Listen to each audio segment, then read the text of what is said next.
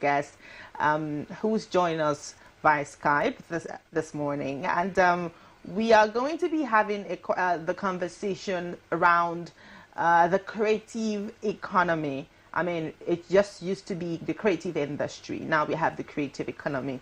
We get to know what are the things that make up the creative economy. And I mean, I think for the past 20 years, the creative economy has gained so much ground. The creative industry has gained so much ground. People are beginning to divert and, bust out into different lanes and make a whole lot out of it. And we have someone to have this conversation with us this beautiful morning.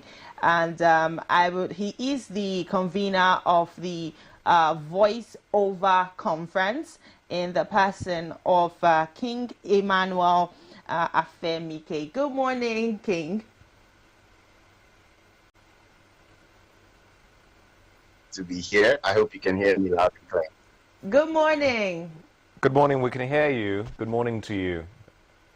Good morning. Thank you for having me. It's so good to have you join us this beautiful morning. Despite his holiday, you were supposed to be enjoying your holiday, but here you are. Let us start by saying congratulations on your anniversary. I haven't gotten my rice yet. I was wondering why you had that big smile on your face, but now I know why. Congratulations. Thank you so much. I like to smile anyway. But... All right. So, King, this morning we're talking about the creative economy, and then we could also put it / the creative industry. You are one person who is maximizing this. I mean, you are right in the middle of it, and you are doing things, in the creative space, and your forthcoming event, which is the Voice Over Conference. But before we delve into that part, let's talk a bit about the creative industry, the creative economy. Do you think that as a country we are really, really making the most of it? Yeah, well, to a very large extent we are. But then thank you so much for having me and inviting me for this. I consider it a privilege. But the creative economy, I think it's an industry that we're still harnessing, right? Nonetheless, there are a lot of young Nigerians or Africans. Let's give it to Nigerians, doing amazingly well. And for me, I think that growth begins from the individual, and we will agree that a lot of individuals have taken this industry, the creative industry, or even the content creating space of it, and they are so relevant right now. And then if we want to look at it on a broader scope, we see music, we see acting, and content creators, of course. And then now there's voiceover actors as well, contributing gradually into the space. And I think that it is something that, of course, there's a lot more to be done for the country at large to start enjoying and exporting, our creative, space. But I think that generally from the individualistic point of view, it is growing. It is making a lot of young people relevant. It is giving them a reason to wake up every morning. And I think that is something that the nation should be proud about. So, yeah, we're doing a lot, yes. Okay. I think you want to. So what would you consider to be the biggest challenges that creatives are facing at the moment? Yeah, I think one of the ones that I will touch on is intellectual property. In this part of the world, it's not really a big thing for you to get residuals, to get revenue from your intellectual property. So a lot of the time as creatives, you just work. You are called like a service provider. You do the work and that's it. You know, for voiceovers, we talk about it sometimes that you just record and that's all, right? In advanced worlds, you can still be getting residuals, right? If you have worked on some international projects, there's a contract you've written out, you sign contracts, and sometimes you get to be paid every year as long as they're using your voice for that project or for that platform. You're getting money paid to you. That in this part of the world, or in Nigeria especially, does not exist to a very large extent, right? So a lot of the time creators are called to record stuff, you know, whether advertising or something for in-house organizations, and it's all about you do the work, you're paid for it, and that's it. But really, if we want to look at it, you should be getting some level of income come in as long as that organization keeps using it. So you can't put a price tag on a creative work, because as you use it, you should pay for it. You know, that's some of the issues. And another one would be funding. Okay, if you've ever done any creative work, I mean, before I started organizing my events, I've worked with media houses and even big, you know, artist management companies. And one of the challenges is usually funding, to get funding. So, I mean, music is relatively doing good. And of course, you have to work and push, you know, for you to get certain organizations to start looking your way, right? We've been doing the voiceover conference for 4 years. I'll tell you that this is the 5th edition, and this is the first time we're getting some form of funding, all right? But it's a green industry, it's a growing industry, it's an untouched space. Yet a lot of organizations will still look at it like, okay, let us see what's going on. And I know that for a fact, that we have to put in the work. You know, you have to do everything by yourself as much as possible, and then they will start, you know, coming and running and all of that. You know, and another thing, lastly, I mean, I would think technology, right? Because in this part of the world, sometimes you have issues with your internet.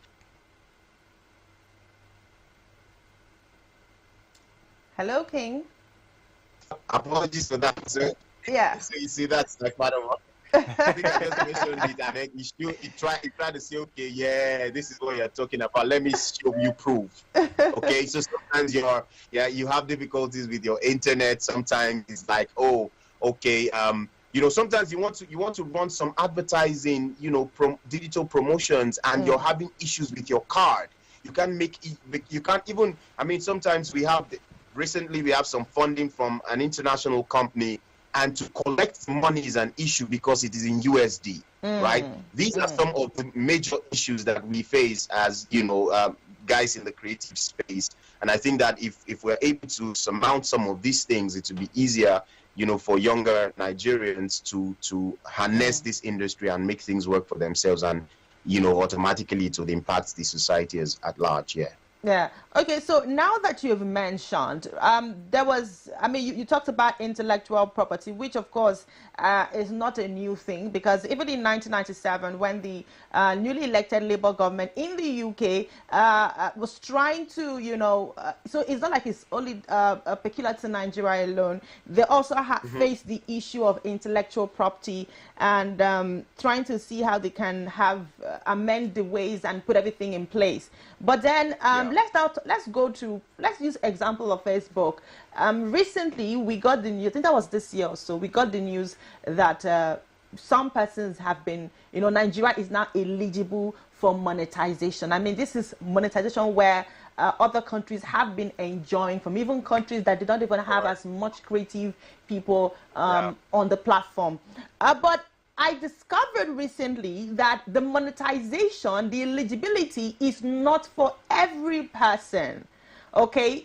Because I've seen some persons complain that they are not, their page is not showing in an eligible country, while others, like for example myself, mine is showing eligible country, but my other fellow creative on Facebook as well, it's not showing eligible country. So I was thinking the government have handled this part, and so it was a good news for us when we heard that, oh, Nigeria is now eligible for monetization. But looking at the fact that there are some persons not eligible, is it some kind of bias, or is it that they didn't give us with their hearts? What could be the problem?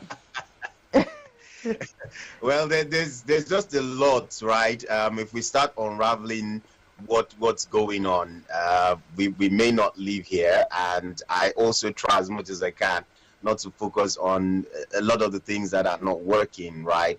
I think there's just a lot that the government, of course, needs to do to ensure that we start benefiting. Everybody has access to this, because if you want to look at it, in Africa right now, Nigeria is the biggest, creator country, right? If I'm allowed to use that. And we are doing so much. It doesn't matter, music, fashion, food, right? And even voiceover, even though it's just growing, Nigerians are championing the cause. And I think that our government needs to start, treating us the way we are working. Okay, because we are carrying these things on our head and ensuring that things work. I had an interview with a colleague in Kenya recently, and she was like, "What is it about Nigerians? You guys, there's just something about you guys." And I'm like, "That's how we roll, okay?"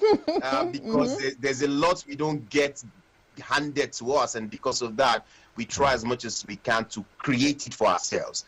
And I think that if the government, handle us or approach what we do with the way we want it to work, I think that will really help us. Because, I mean, why should I have an issue paying money from Nigeria to an African country? Why should I have an issue collecting, my payment in USD if it's an international business that I am doing and they're willing to pay me in that currency? Why should that be a problem?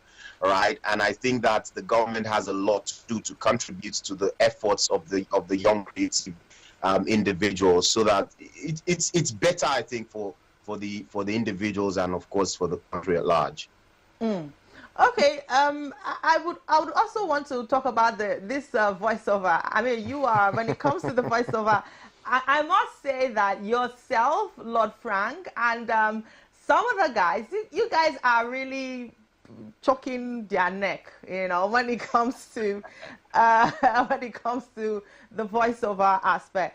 But then again, what makes up a good? Because most times when people, what you see most times is people want to sound the same. Everybody wants to have, for the male, they want to have this baritone sound. For the females, they want to all sound like a Beyonce somehow. They want. So let's talk about this. Because sometimes when I have a client that calls me for a voiceover job, except an informed client who knows that there's diversity in this thing, they will tell you how they want you to sound. But then again, when you go outside Nigeria, it doesn't work that way, right? They want, in fact, sometimes you see voiceover gigs outside of Nigeria where they tell you, we want you to use your natural Nigerian accent or natural African accent. They don't want anything. But when it comes to Nigeria, people just want to sound in a certain way. Don't you think that is a problem in the voiceover business? Yeah, well, I wouldn't see it as a problem entirely, right? I understand what you're saying, but we have to understand, fully well that markets are different.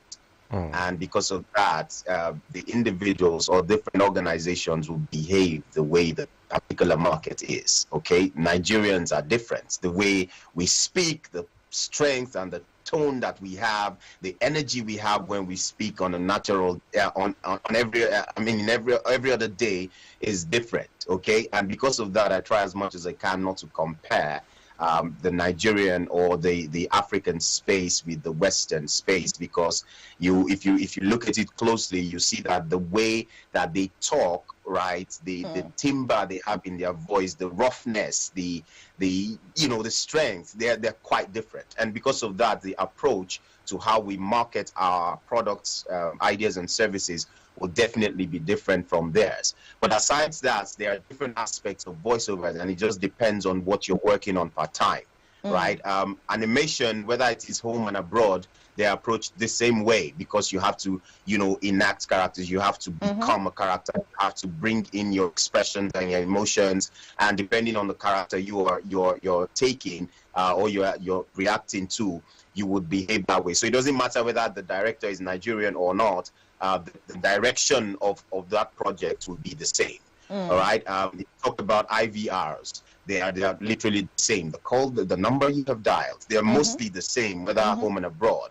I think the only factor that makes it entirely different is the texture of the voice. Trailer videos, there, it just depends. I think most of the time is the misconception of what voiceovers are, and the client has the right to say, this is what I want your voice to sound like. If you are attracting the jobs that only says you should sound in the world one time, go. That's what it is. But if you're if you have a project that that tells you to just be conversational, read, hey people, this is the way that we should do this, and that's just about it. So it's about the flexibility, and a lot of the time, because people don't entirely understand, that is why we try at voiceover workshop and media to train people to understand this concept and understand that there are several genres of voiceover. Right, there's documentary, there's IVR, there's ADR, there's commercial and jingles, all of these things. Then a lot of the time, people just think that when you hear voiceover, all you're thinking about is those guys that sell on the radio, all those guys that say, "Come and buy this, that." Right, but it's really about understanding what you need to do, and if the script says that you should be conversational, that's just it. There's no specific way, there's no specific tone a voiceover artist is supposed to sound, just depending on the project and the direction of that script. So basically you are I wouldn't say you are a slave to the script, but you are directed by what the script says. Yeah, and there are different voices and different textures, and every client can decide, okay, I want this feel, this represents my brand and communicates my ideas and vision, and that is the person we want to use. If they like the big voice, that's totally fine as well. All right, let's talk about trainings a bit. I've had a conversation with some creatives and tell you that what they do comes naturally to them, that they didn't necessarily have to get a training for it. Voiceovers, for instance, someone is blessed with a certain texture or tone of voice, and because of that, he feels like, he can just go into the voiceover space and dominate and do things and all of that. So do you imagine that, that can set you on the path to success in the creative industry, or is training an absolute necessity if you're going to be a successful creative? Yeah, well, the truth is that you can start out being natural. You can start out without necessarily training. Some people are gifted to speak well. They grew up in an environment that enables them to do that. Some people are just naturally creative. We cannot rule out those possibilities and the fact that those things exist, all right? But at the same time, training is very paramount. It's very important because of certain reasons. There's a kind of network that you get, or that there's a kind of network you're in that will help you grow faster than you would have grown if you are, on a solo move. You understand? Aside that, there are some things that you need to know about. It's just like, if you're outside voiceover, take you for instance, you decide to say, I want to get into voiceover, just you've never gotten any training. It is either you self-train yourself, or you're willing to go through a training and learn from someone who is already there. All right, anyone can work, but the truth is that the process of one is longer than the other. Okay, and it's like going on YouTube and saying I would learn voiceover. You will just be learning so many things that you don't know your direction. So what training does is it gives you a direction. Take, for instance, when a child is born. We have so many food in the world, but you will not give that child fufu, because if you give that child fufu, the child will die or get tired and say, I'm not eating forever. All right. But what you do is you give the child the food that will help the child at that level.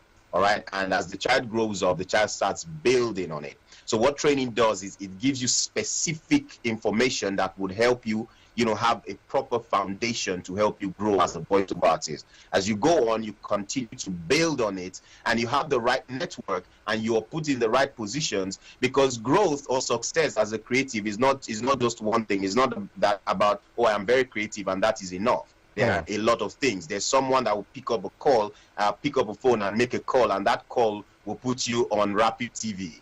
Right? There's someone that would make a call, and that call will put you on the next big brand. And that is the things that you do not get when you're working solo. So training helps you it gives you the right information, the terminologies, the understanding why when you see a script, what you should look out for, the who, the what, the when, the why, the how you're supposed to interpret that character or become that character. It gives you necessary information to not just be someone that has a beautiful voice, but someone that is professional in executing that particular work. All right, it is not scam. It is something that is necessary, and then you network with the right people to be known in the industry that you say you operate in. All right, and that is not something that you should joke with at all. So yeah, it's good. Start if you want to start by yourself. I mean, it's okay. All right, but as you go on, it's necessary to get that education so that you're not just doing things on your own and not knowing the right information you should be following. All right. I would now want to talk about the money aspects. You know, I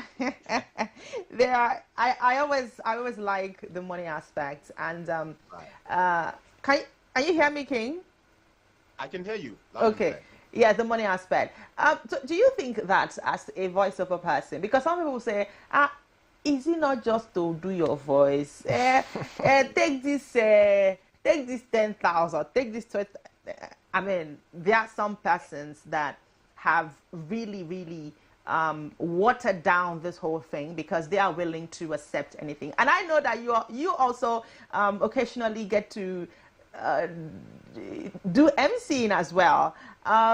So I'm sure you must have seen that even in the MC business as well, and the voiceover. Some people say, "Oh, just take this." I mean, it's just for I will fuel your car, or take this one for water and all of that. Yeah. So even though it's really upsetting because some will say, "Hey, just come now. We appreciate you." They don't really. Yeah. They're not willing to be professional. They don't want to see that what you're doing is a thing. I've seen people who resign from their normal jobs just to focus on MCing, just to focus on voiceovers, productions, and the rest. I've seen people who that is their full-time job, but then we still have persons who look down on these parts with the kind of offers they make, you know, regarding your voice. And your voice is your property. It's your skill. I mean, this lady insured her voice for some millions of dollars. I think Maria, you know, insured her voice for some millions of dollars. And so people are insuring their voice. Yet this very voice, someone will price you 10,000 naira. You must recognize the level you operate in as a creative. And if you understand the level you are, you will not get angry. Okay, everything starts small. Everything comes with its challenges, and if you embrace it, then it's easier for you to grow. All right. I mean, you cannot expect that someone who just woke up 6 months ago that they want to become MC would want to charge the money that Oscar is charging or that IK is charging. It doesn't work like that. All right. You must understand that you will grow over time. Second response will be that there is no clients that would tell you how much you are worth. A lot of the time, I mean, I have been in the voiceover industry, recording voiceovers for brands for the past 13 years, and I have only met one client that I said, this is my old fee that we've been working with, but I've renewed my fees, and this is the new fee. But I'm fine with you paying the old one. But subsequent jobs, this is what I charge now. And the client said, oh, no, we should work with your new fee. That I've only met one client. So that simply tells you that no client, every brand wants to save money. So the lesser they get your service, the better for them. But you would have to ask yourself, how much are you worth? And then, you know, you're willing to stick to that. I think one of the reasons a lot of creative have challenges is that a lot of us are not willing to walk away. We want to do every job. We are hustling. And because of that, the client knows. All right, there's a level you would get to that you would have to be willing to work away from certain jobs that do not meet to your standards. There's some work I won't collect right now. Not just because I am proud or because I am big, but because I know that if I collect that job, it will affect the younger guys, you know, that are not as big as I am in the industry. And because of that, I will not collect that work. right? So we must understand that there is value in what we do, but we must see the value and be willing to put that value out. You cannot expect someone that's in oil and gas or that is in buying and selling to understand voiceover. You don't understand their industry. You don't understand your industry. But you have to understand your industry enough and understand the worth that you have and be willing to stick to it. Right? So I think that's the solution. That's how I see it. Another thing is that a lot of voiceover artists do not know the work that they do. They don't have the information. Correct. What is the industry? What are the rates in the industry? The Association of Voiceover Artists in Nigeria have a rate card that was circulated earlier this year. How many talents know that rate card? How many talents are working with that rate card? Some advertising agencies know the rate card, they have it, but they would still want to try out the old fee. And if you are a hungry talent, they would pay you the old fee, and you wouldn't even know, or you'd be willing to collect it because country hard, I need to make money. If only you know how much you can earn and how much your colleagues globally are earning, and what is possible even within the country, you know that you should take it a bit more seriously. Thank you. King, thank you so much. For having this conversation with us. But then again, we'll not let you go yet until we do the last part. First of all, where is the anniversary rice I requested for? I thought the delivery guy would have been at the office by now. To you. But you say what? To get to you, just be looking at the road. It's with it. No, they whine me.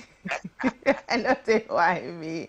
All right, so you're gonna do something for us this morning before you go. You're gonna do a voiceover for us. Let us enjoy the beauty of your voice right here, live on air. So you're gonna do three things, three different types. So you're gonna sound goofy. Right? Then you're going to sound, you're going to give us something upbeat. And then you're going to give us, where's this difficult one again? Something deep and motivational. No. Okay, yeah, today's Monday. Yes. Yes, today's our motivational Monday. So I wouldn't have gone for that, but because today's motivational Monday, so you're going to give us something motivational, you're going to give us something upbeat, and you're going to give us something goofy. So let's start with upbeat. Where's the script? You're just telling me. So usually I would have to work with the script. So if you don't have the script for me, that's the challenge now. King, you're a creative. Form something. Wow, just imagine this. Imagine I'm your client telling you to just create something. Come on. Wow. Okay. Let's see. So number one, okay, motivational, upbeat. Yes. And the third one is what? Goofy. That's a difficult one. Okay, give us an animation sound. One of those your animation sound. Voltron. One of the animation sounds, okay. Yes. All right. Let's see. All right, motivational. I have something that. All right, motivational. Sound. Every journey begins with a single step. Every dream starts with a spark of inspiration. Remember, the only limits to your achievement is the sky. Push your boundaries, break your limits, and keep moving forward. Thank you. I'm inspired. Okay, so this is something upbeat. Yes, upbeat. Hey there, superstar. Get ready to light up the world with your energy and enthusiasm. Today is your day to shine, to learn, to live fully. Embrace every moment with a smile and let your positive vibes spread like wildfire. Thank you very much. Hey! And then the last one. Let me try something now. Animation. Yes. I have told you times without number that this life is one that you must take the bulls by the horns. All right, that's all I have. I mean, we were waiting for the concluding part. Oh, it's so short. That's all I have. That's all I have. Thank you. All Thank right. you. Thank you so much, King. So just in 2 minutes, tell us about the voiceover conference, what it's about, when it's the date, and just a little bit about it. All right, thank you so much. The voiceover conference is Africa's pioneer and biggest voiceover event, and the fifth edition is slated for 25th and 26th of June 2024. The one is usually virtual, all virtual, because we have our colleagues, speakers from across the world attending. We have amazing speakers who are coming. And then, of course, day 2, 26th, is a hybrid event. So we have people attending virtually and then in person. The in-person venue is the Oriental Hotel, Victoria Island, Lagos, right? You can find more information on thevoiceoverconference.com, www.thevoiceoverconference.com. It is an industry that we're trying to grow because we keep talking about unemployment, young people doing this and doing that, not serious with their lives. And for me, it's just from our corner, we want to contribute what we know how to do. All right, not everybody will be an engineer, a pilot. Some of us are voiceover artists, and with that voiceover artistry, we should contribute and also help the society. So join us 25th and 26th, and God bless you. Will there be rice and stew with meat? No, there won't be. There won't be. It's free. The event is free, so use that money for. Oh. but now I feel bad because it feels like rate Abuja people, though. No. We are together. We have guys attending from Abuja. Not even now. We have guys that are coming. So it's all about the Abuja market. We're still also trying to grow that because we've done we did just one training in Abuja, and I think there's a market, and a lot of people in Abuja also need to understand what voiceovers are and also grow that environment. Or they come, it gets in our mind. When I'm join us, but King, you do know that there are lots of voiceover artists in Abuja. You do know that, right? I am very aware. We have some students, some alumni there. We're very aware. It's just that the market is not as robust as what we have in Lagos, and we know. So, are you sure? Because I mean, off my head, I can count more than 15. Sure, trust me, I know. I know.